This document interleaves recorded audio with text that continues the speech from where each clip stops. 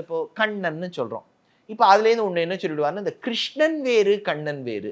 இப்படியே நம்ம சண்டை போட்டுன்னு போனா, இப்ப நான் என்ன சொல்றேன், கடவுள் நம்பிக்கை உள்ளவர்களுக்கு தெரியும் கிருஷ்ணனும் கண்ணனும் ஒன்று. கடவுள் நம்பிக்கை உள்ளவர்களுக்கு தெரியும் முருகனும் சுப்பிரமணியனும் ஒண்ணு. கடவுள் நம்பிக்கை இல்லாதவர்களுக்கு இவர் 2 பேரும் ஒண்ணா இருந்தாலும் ப்ராப்ளம் இல்ல, இல்லைனாலும் ப்ராப்ளம் இல்ல. பின்ன கடவுள் நம்பிக்கை இல்லாதவர்களுக்கு என்ன போச்சு, இது சுப்பிரமணியனும் முருகனும் ஒண்ணா இருந்தா வேறா இருந்தா. அதனால இது வந்து வேதப்படி நிறைய இடங்கள்ல, அதுவும் இந்த முருகப்பெருமான் தான். இப்ப இன்னொன்னு சொல்றேன்.